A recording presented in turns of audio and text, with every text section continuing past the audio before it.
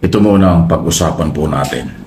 Yung irrevocable resignation na ginawa po ni Director Jaime or Jimmy Santiago ng NBI, hindi po pangkaraniwan yan. Mukhang merong malalim na mga dahilan yan. Kasi alam niyo kung bakit? Irrevocable eh. Ibig sabihin niyan, sumuko na siya. Hindi niya kinaya. Ano man ito, intriga ito dahil sa trabaho, o under pressure siya dahil sa trabaho, o hindi niya kaya yung trabaho niya. Yan po yung mga posible. Or merong matinding politika sa investigasyon at ginagawa ng NBI na hindi na kinayanan, kaya nag-file ng irrevocable resignation. Kasi pag sinabi pong irrevocable, ayaw na niya sa posisyon. Ayaw na niya ng trabaho. So, ibig sabihin, wala nang magagawa si Pangulong Marcos kapag irrevocable ang resignation. Dahil umayaw na yung tao, tatanggapin na lang niya ng Pangulo. Kung sinong ipapalit, hindi natin alam. Pero ganun pa man, marami ho ang posibleng dahilan. Pwedeng hindi sanay si Director Santiago ng masyadong maintriga, masyadong mapanganib o kung ano man trabaho. Pero kung tutuusin, pinagdaanan na niya yun eh. Dating pulis, dating piskal, dating judge, bago naging director ng NBI. Pero palagay ko ang nakikita ko rito politika. Nakapolitika sa dyan. Kasi ako naniniwala kung trabaho lang, kayang-kaya ni Director Santiago. Investigation, pagpapail ng kaso, evaluation ng kaso. Kasi pinagdaanan yan, isipin police investigator. Tapos naging piskal, tapos naging judge nga. Ay alam na alam niya yung trabaho ng proseso ng batas. Proseso ng pagpapail ng kaso. Hindi ba? Tapos biglang nag-resign, irrevocable. Ay anong ibig sabihin niya? So palagay ko may malaking problema sa departamento. Department of Justice na ang NBI nasa ilalim nito. Dahil nga ho sa mga kasong iniimbestigahan tungkol kay Sara Duterte, tungkol sa mga sindikato, tungkol sa missing sabongeros at iba pa. Pero hindi ho normal ito. Hindi ito pangkaraniwan. Kasi alam nyo, dalawang araw na hong issue ito, hindi ko masyadong pinag-uusapan pa. At ngayon po ay aking ginawa ng topic dahil inaral ko kung ano ang mga posibleng dahilan. Ako mismo, hindi rin tayo sigurado kung ano. Kasi hindi naman malinaw kung bakit siya nag-resign. Ang sabi lang niya, parang under pressure, parang may naninira sa kanya, parang ang sinasabi niya inaakusahan siya, iniintriga siya. Ay normal lang ho naman sa gobyerno yun eh. Po. Normal lang sa gobyerno yung may intriga, may inggit, may paninira. Pero hindi po nakayanan ng isang retiradong judge na naging direktor ng NBI itong mga hamon na ito. Kaya yung irrevocable resignation ay marami pong ibig sabihin yan. Kung tutuusin ang posisyong direktor ng NBI, marami nagkaka-interest yan. Powerful po yan eh, nationwide yan. Hindi pangkaraniwan. Isang professional na organization niya dahil yan ay mga abogado, certified public accountant, CPA, at iba pang mga kilalang personalidad bago ka maging regular agent or opisyal ng NBI. Yan yung counterpart ng FBI sa Estados Unidos. So, ganun katindi yung posisyon. Ano kaya ang mga maaaring dahilan dito? Hopefully, ang Department of Justice ay magpaliwanag dito sa susunod na ilang araw kung ano ang sa tingin nila ay dahilan nito. Dahil nga po kung tutuusin, sa dami ng mga kaso at ilang buwan na rin dyan si Direktor, maaaring may pagkukulang din, maaaring kung ano man ang nakikita sa departamento, may problema. Pero yung bigla ang pagre-resign, pagpapaalam or pagtanggi na sa trabaho kasi irrevocable nga, ay hindi ho yan simple ang dahilan. Hindi po yan pangkaraniwang galaw eh. Ayan na nga bang sinasabi ko, di ba? Una, si General Torre po ang parang kinokontra ang kanyang mga ginagawa. Parang kinakalaban siya ng NAPOLCOM sa kanang DILG. Ngayon naman po, etong si NBI Chief Jaime Santiago nag-resign po dahil po sa orchestrated move para sirain ang kanyang reputasyon. Alam nyo, hindi mawaalis sa isipan ko na ito po ay may kinalaman sa mga missing Sabongero case. Dahil, di ba, ang DOJ po ang nag-iimbestiga dyan sa missing Sabongero. Ngayon, mga NBI po, ang NBI ay under ng DOJ. At meron silang participation sa pag-iimbestiga dito sa mga missing Sabongero. Ngayon, una nilang ginugulo ay si PNP chief. Ngayon, si NBI chief naman, Jaime Santiago, ang tingin ko ay ginagamitan ng black propaganda para maalis ito sa pwesto or umalis to sa pwesto kung hindi niya makayanan ang paninira sa kanyang dignidad. Yan ang naiisip ko na na dahilan. Hindi po, kumbaga, parang, 'di ba? Parang napaka untimely naman, 'di ba? Ano yan? Coincidence ba 'yan na ang una, ang ating PNP chief ay binabanatan ngayon? Nakita nyo ba si Ramon Tulfo binabanatan si General Torre? Sinasabihan si General Torre lumaki daw ang ulo. Pero nagtatrabaho lang yung tao. At yung kanyang pagde-designate sa mga tauhan, tingin ko naman hindi naman niya gagawin yun kung alam niya na hindi akma ang isang tao ang isang pulis o general sa pwesto na yon. Ngayon, napansin nyo ba nangyari ito after ng insidente kaya General Macapas na nagkaroon po ng pumutok yung balita na etong si General Macapas ay parang may ginagawang hindi daw po maganda patungkol dito sa issue ng missing Sabongero. Ngayon, nitong mga nakaraang araw, kinasuhan ni Dondon Patidongan o inireklamo sa Napolcom etong si Macapas. After nitong insidente kay Macapas, si NBI chief naman ang nag-resign ngayon. Parang alam nyo, nangyayari yung mga gusto nilang mangyari. Parang yung kanilang pinaplano ay natutuloy o natutupad kasi meron nga pong malaking, kumbaga malakas na kapangyarihan, malakas na kapit, malakas na koneksyon. Kung totoo yung aking hinala na itong pagre-resign na ito ni Chief Jaime Santiago ay may kinalaman sa missing Sabongero. Ibig sabihin mayroong gumagapang na, mayroon na kumikilos talaga para magulo po ang gobyerno, magulo ang DOJ. Baka sa susunod dyan pati DOJ na, kasi sila talaga ang investigating body dito po sa nangyayari sa mga missing Sabongero. Sila nangunguna dyan sa paghahanap ng mga kalansay sa Taal Lake, di ba? Kaya sabi ko, nako, itong si NBI Chief Jaime Santiago, kung yung ngayon lamang na pagbabati ko sa kanya at paninira sa kanya, parang alam niyo, parang hindi ako makapaniwala Nasundan ko to itong si Sir Jaime Santiago na to. Nakita ko yung mga balita patungkol dito naging judge to mas matindi yung trabaho na yan, yung maging judge ka. Talagang pati buhay mo mga nganib diyan.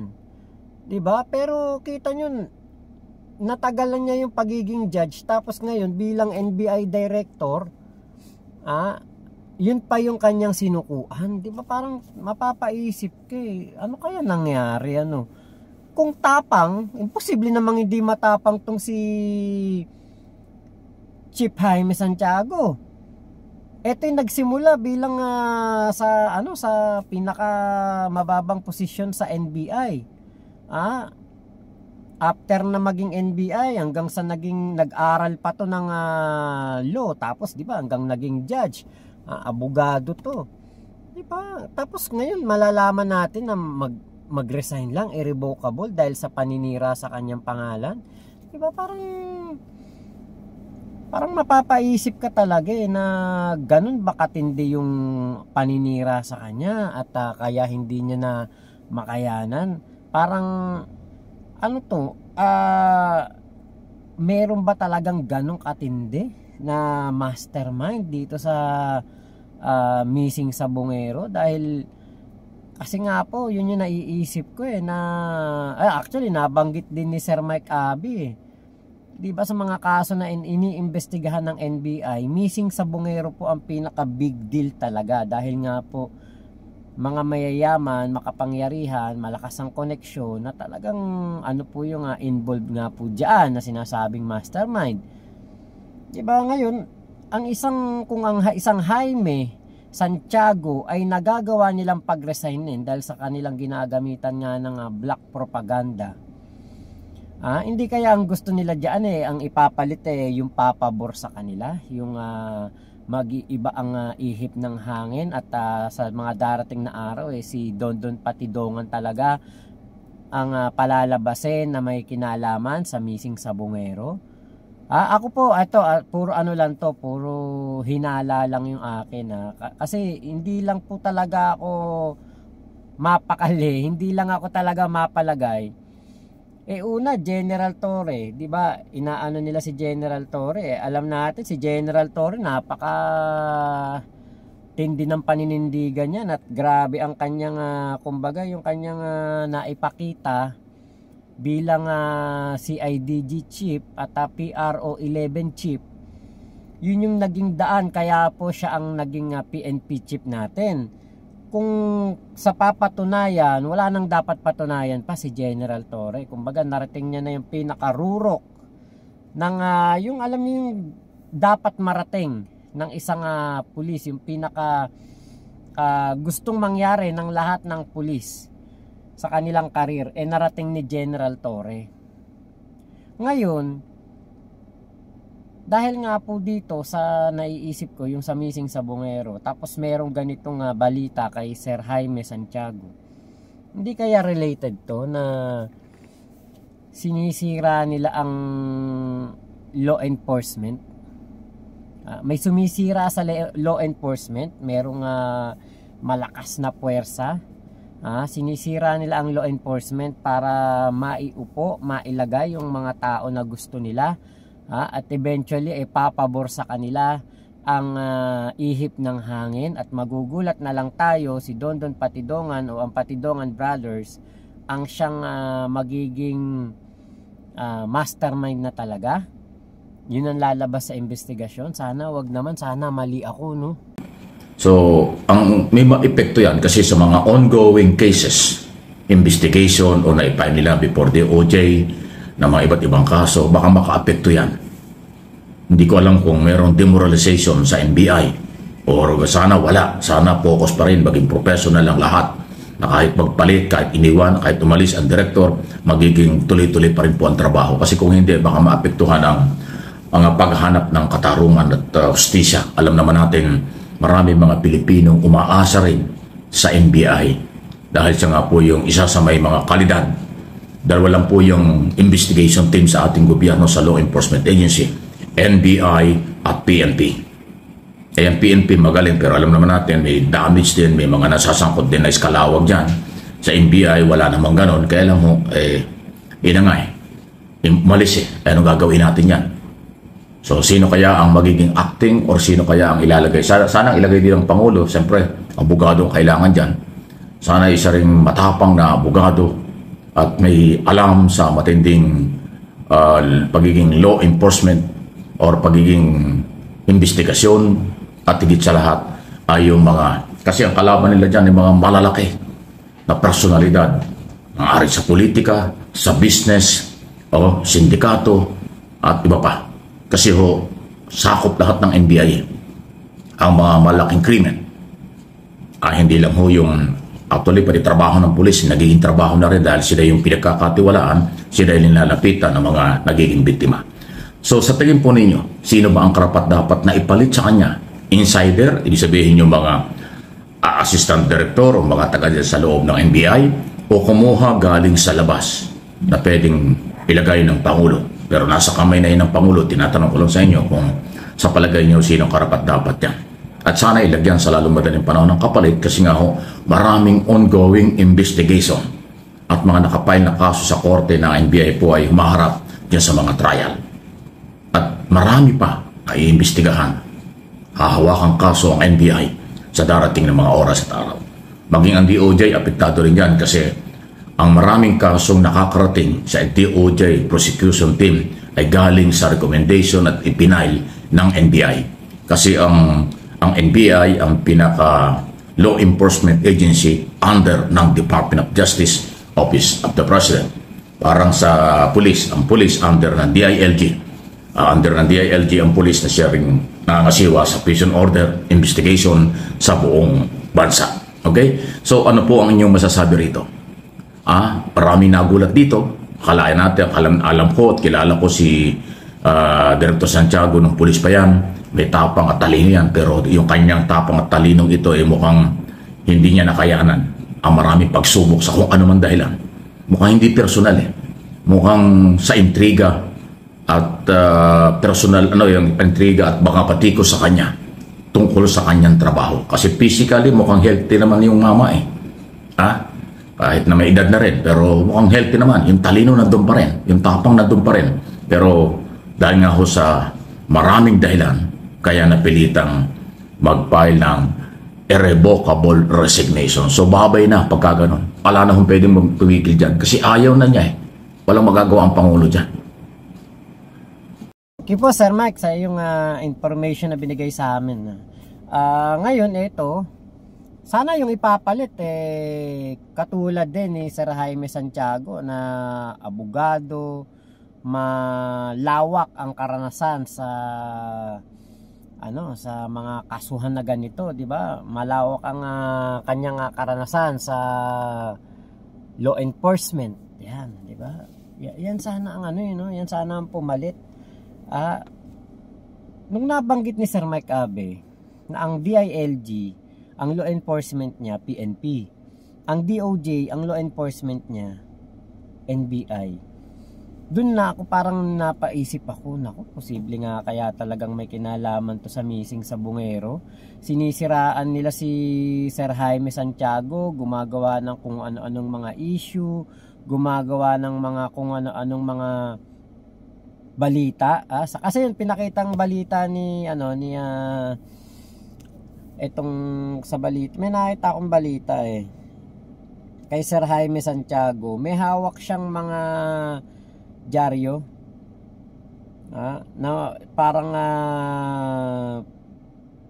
siya po ay pinaparatangan na meron po siyang lagay o hinihingian ng lagay, meron po siyang hinihingian ng tongpats at meron daw po siyang bagman, parang inuugnay siya doon. Hindi kaya ito ay sinisira talaga si Sir Jaime dahil alam nila na importante kay Sir Jaime Santiago ang kanyang dignidad, ang kanyang integridad, na alam nila na ito'y magre-resign once na sirain mo to o banatan mo to ng banatan.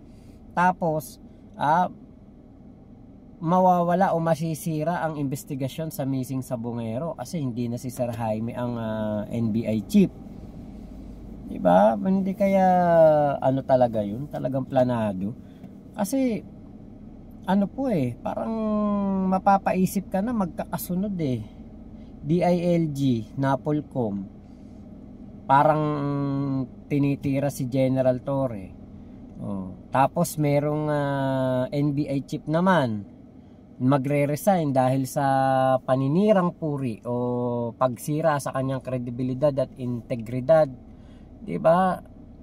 Kung abilidad, alam natin si Sir Jaime Santiago talagang galing to sa mga pamilya ng mga matatapang talaga to.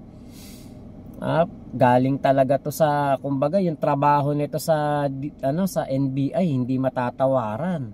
Pagiging judge nito, 'di ba? Kaya yun no. Sana mali ako ng aking hinala kasi kung yun po ay kung ito po talaga ay magkakaroon ng katotohanan na may kinalaman ito sa missing sa Bungero, etong mga paninira kay General Torre at kay NBI Chief Jaime Santiago, nakakalungkot lang pong isipin na ganyan na po pala talaga katindi ang kalaban ng batas, di ba? Ganyan na pala talaga sila kalakas na ultimo NBI chief na dating judge. Imagine niyo po 'yun.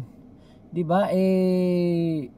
Hindi po pinapalusot at talagang kumbaga sisirain nila para ito'y mag-resign. Di ba? Sana mali talaga ako. Sana hindi po ito may kinalaman sa missing Sabongero case. Etong aking naiisip na ito. Sana ang ipalit din po dyan ay yung katulad ni Sir Jaime na hindi mababayaran, hindi mabibili ang pagkatao, hindi maoopera ng kahit magkano, at pananatilihin pa rin po ang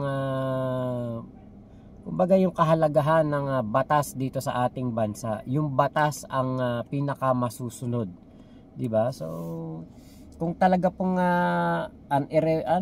irrevocable na na resignation at kung tatanggapin ni PBBM ang resignation na ito, kasi irrevocable talaga, di ba? Irrevocable pala, irrevocable resignation. Kung ito po'y tatanggapin ni PBBM, sana ilagay niya si Sir Jaime Santiago sa isang posisyon sa gobyerno na magagamit ang katalinuhan nito sa paghawak sa mga kaso, sa batas. Sana kumbaga mailipat ng ibang pwesto, yung hindi magiging ganito ka-pressure para sa kanya. Sana lang po talaga, di ba? Kasi sayang maayos ang pamumuno na ito ni Sir Jaime Santiago, saka matino to kaya nanghihinayang ako basta yun lang ang ating dasal. Sana hindi po ito konektado sa missing Sabongero ang pagbanat kay General Torre at dito po kay Sir Jaime Santiago. So yun lamang po. Maraming salamat sa pagsama nyo dito sa aking vlog na ito. Ingat po kayo. Nasa mampanig kayo ng mundo. Momo chup chup. Love you. God bless us all, Pilipinas. God first. Support nyo po Sir Mike Abe Opinions at MA Pinoy TV dito po sa YouTube. Thank you Sir Mike Abe.